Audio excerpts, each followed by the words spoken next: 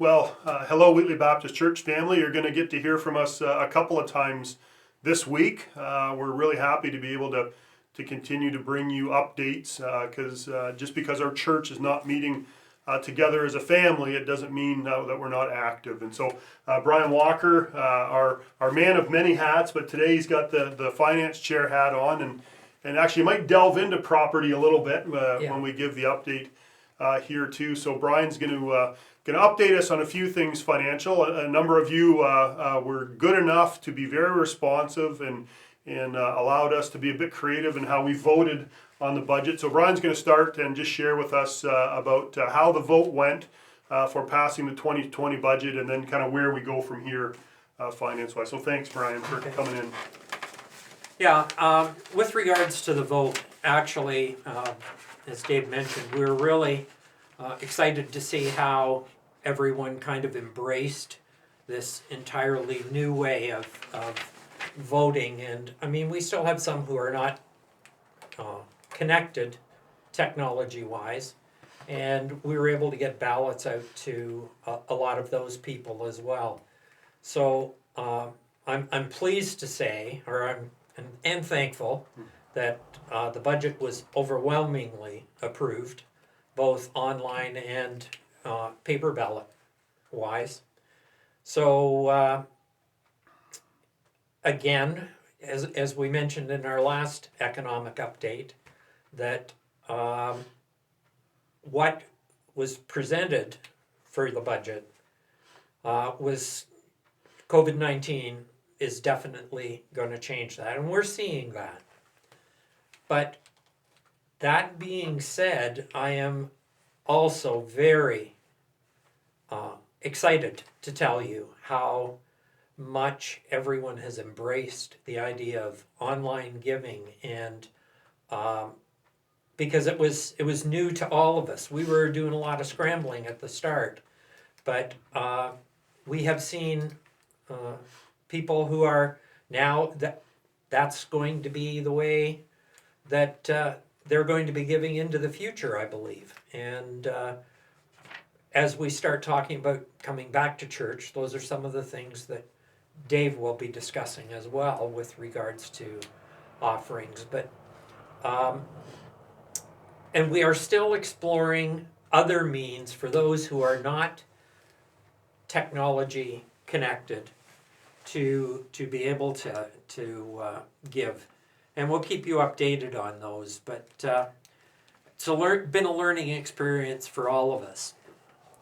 So right now I'm going to talk about our first 4 months of the year, and just briefly on a couple of things. One, with givings, we are down. We anticipated, even at the outset, that we knew we were being very optimistic about our targets for gifts and offerings. But time and time again, we've seen our church family step up to the bat when that target is there, and we're hopeful that we will continue to see that type of participation. But for the 4 months ending April, our target for gifts and offerings would have been about, based on the budget amount, about $36,000. We're at about $27,000. Now, that takes into account that we had 6 weeks where we were pretty much in limbo. So I'm still optimistic that we are going to be able to get close to our targets, or barring the inability to, that we still have financial reserves in place. We're fortunate in that regard that we can cover any shortfall. But again, we hope that we are going to see things continue. And as I say, the way we're seeing online givings going now, it certainly gives me a really good feeling. So I want to thank all of you for your faithful giving. And if you have any questions or anything at any time, please It's not like I got a whole lot to do, so please give me a call if you have any questions. In regards to the financial position and also with regards to the budget, we've been, during the time we've been out of the church, and Pastor Davis talked about it previously, is with regards to some of the capital projects that we had put into the budget, that $20,000 amount that we wanted to use towards giving a bit of a facelift in the main gathering areas of the church. And what we're looking at is the carpeting in the offices, the lobby entrance, the hallway, the nursery, and perhaps the coat room area. We're not 100% sure what the total will be. It's definitely going to be within that $20,000 number that was approved. And then we're still looking at the LED lighting issue, the high efficiency lighting. And we're kind of looking at what may be left over at the end of the day of that 20,000 towards working on that high efficiency lighting.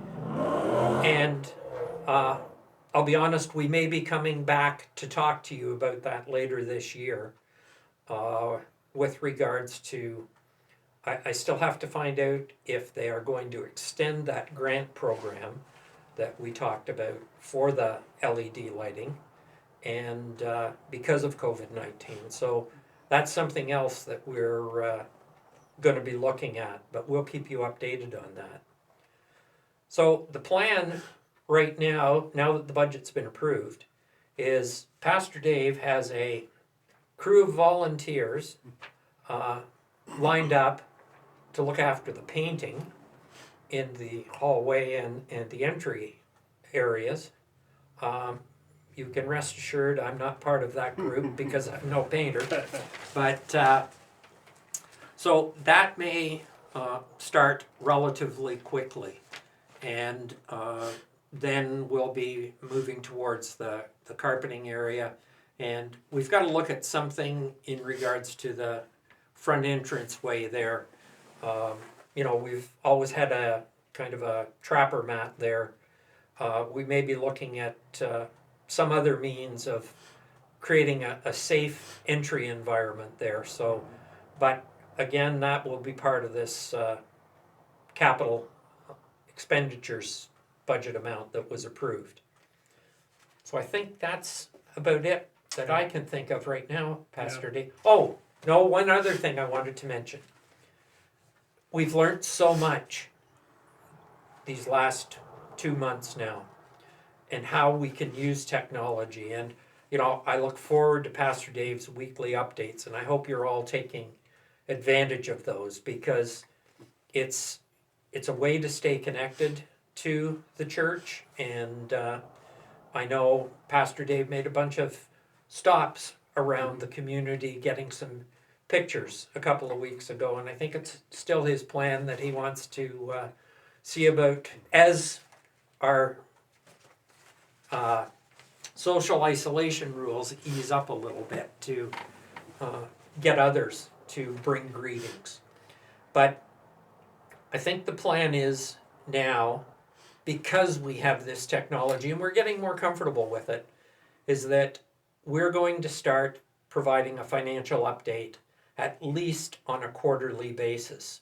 So, as I say, this first one was for a 4-month period, but if we look at our quarters being the end of March, June, September, and December, we will probably have another financial update for all of you sometime in July, which will cover the period up till the end of June. But in the interim, again, if you have any questions, please give me a call. Yeah, great. Thanks, Brian. And folks, Brian, thank you for you know, this is not an easy time to navigate through, and we really mean it what Brian said. We're very thankful for your generosity and your graciousness, but Brian, we're thankful for you. Wow. And how you're navigating us through this part of the Been season lots of too. help. Yeah. We're blessed that way too. Maybe just one last point that I'll bring to you as well, since we've got your attention here, is really just around this idea of returning to church. So, in the last 6 or 7 days, I've got some calls from you and a couple emails. Just around what might that look like, or just some timelines. And so I would tell you right now, the council is talking very actively about this. We're certainly waiting for some further definition around the rules of that. So you're watching the news and the province is trying to figure some of those things out. The stance that we adopted earlier we don't see that changing right now. We would not anticipate being back in the building until at least the first Sunday in July. So today we don't see that changing. But what we're most interested in is some feedback or some maybe it's areas of concern, or maybe it's some ideas you might have about when we do return to physical gathering. What might that look like, or what are some areas that you're wondering about specifically? And the more feedback you give us on that, the more we're able to kind of figure out some solutions if they're needed, or quite honestly, you're a great a bucket of ideas for us too. And so we're very open to how you may speak to us. Things like how we may or may not pass an offering plate in the future, how we're going to work through communion.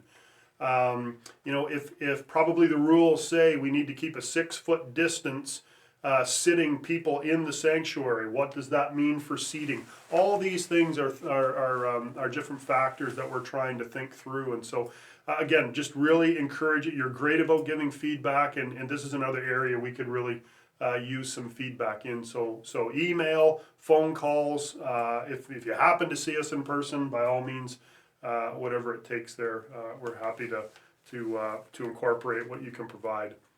I think that's probably all we have for today. Yeah. Brian, folks, thanks very much. So you got a twofer this week. I'll just I'll put a plug in. Thursday night as our community prayer night. This will be up ahead of Thursday night. So if you're able, encourage you to watch that. It's a bit different this week again. And then certainly we, as I teased, I'll tease a little bit more. We have a very special presentation for you during Sunday's service to celebrate our mothers and all those that are fulfilling the call of a mother in whatever capacity that takes. So look forward to seeing you on Sunday. Thanks for your attention. Blessings. I just want to add one other thing, though, Sure. while Yeah. I think of it. Yeah. Because I wish I could remember what it was. Oh, that's okay. I can cut it in, Yeah. so just remember it.